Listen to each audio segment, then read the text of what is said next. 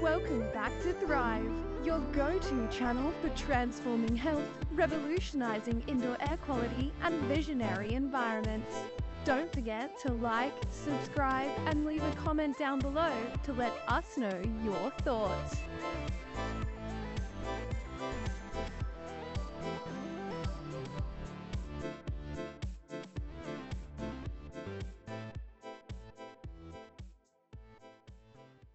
So with this, can I now ask Robin? Robin Scott, the former minister, so we have just an amazing group of people here, skilled experience in politics. I also remember the first time Robin ran it, and since then many conversations, and it's been always just enlightening to me. And also Robin's like you said, that the minister don't know anything. I think Robin is a different example of this because his knowledge about things is quite amazing. Robin, please. I like to make a joke, perhaps it's not too good in politics, it should have cause problems.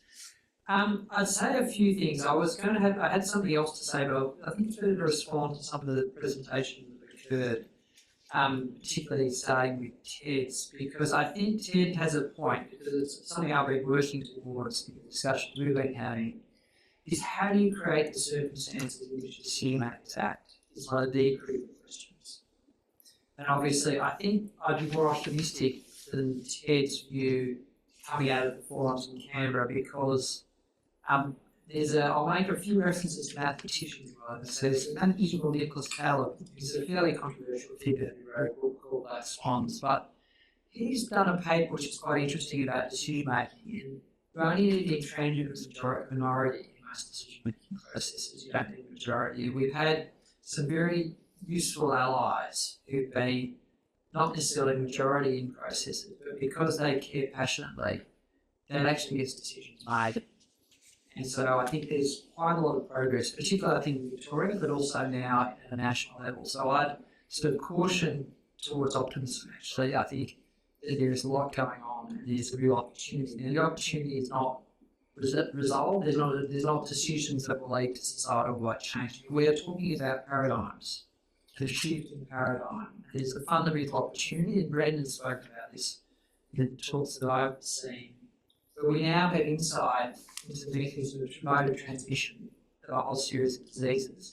And when this has occurred, it's fundamentally altered human relationships with those diseases. And I think that will happen with airborne diseases. It's a question of how quickly that takes place.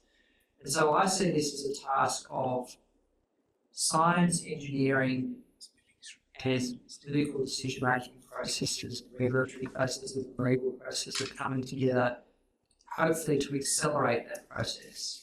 And I actually think the stakes are quite existential, because it's billions of lives that can be affected, billions of lives, so it can make more expeditious process in that task. And I think the question, and I caution about Everest, because I think there's a danger about the impossibility of climbing it, so to speak. It can be inspirational to see climb Everest, it becomes the goal for a certain personality type, but for others, it seems this is all too hard and we should focus on other problems.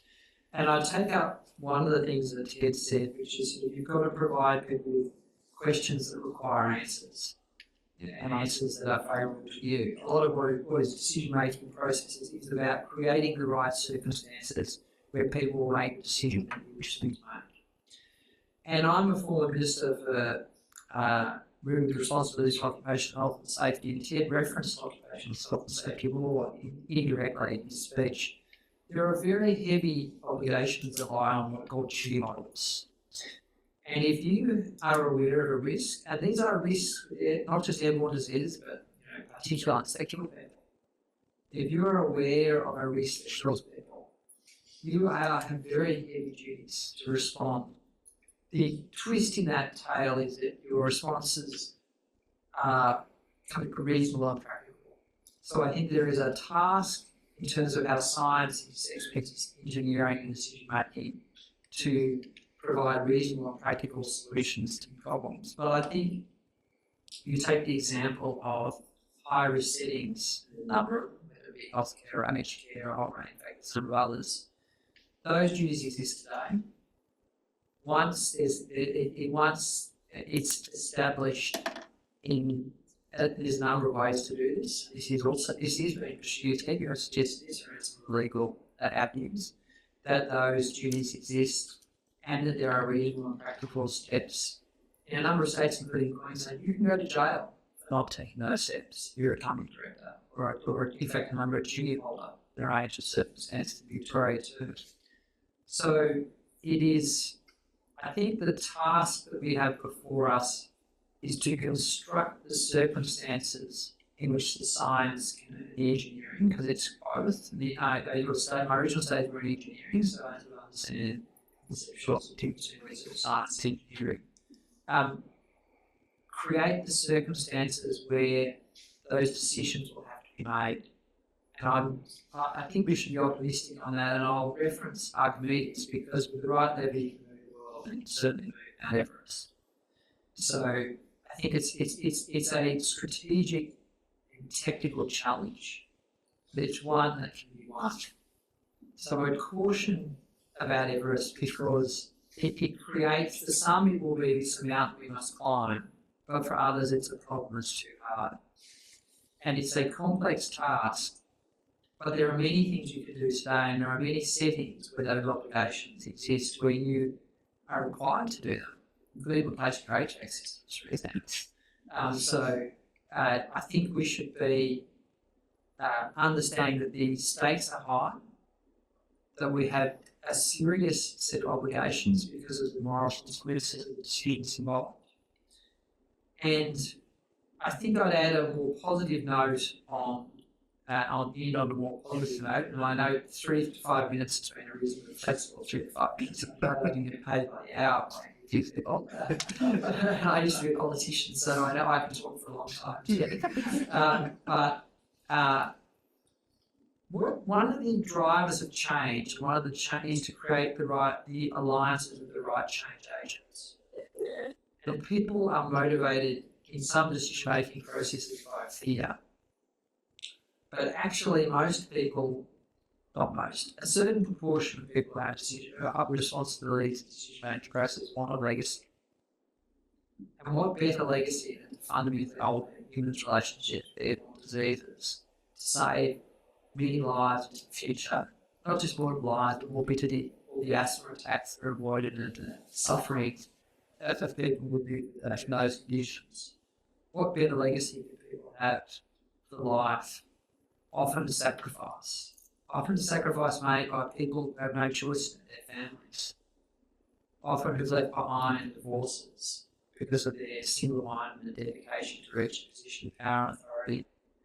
Often people who reflect on the consequences of that path, and in many circumstances, in my experience, have a deep psychological need for that to be inside. And so it's not just the fear that we need to draw upon, is also the better angels of people's nature. And they are there, and I know of a number of champions, and it's a question of recruiting more, finding the right circumstances, and creating the work. And in fact, some of the funding, and I've been quite self-aware conscious of this, is about funding research to create the evidence base in order to take those steps. So I think this is a process. We should be very self-conscious. I think it's very useful to discuss those steps and to be self-aware of what they are, because we have a hidden certainty. We have marvelous opportunity.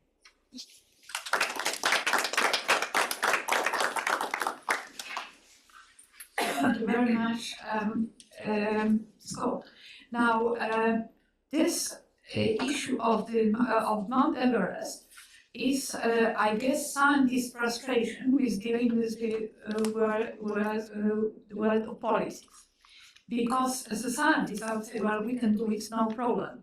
But not understanding, not knowing how to operate in this world, this difficult world, to me it is frustration of the Mount Everest. But certainly going to the Prime Minister will not help in that this is Mount Everest, because as I said in one of the first slides, we have science technology, we can do it, we can easily do it. So it is not averse of dealing with decision makers. That was in that sense.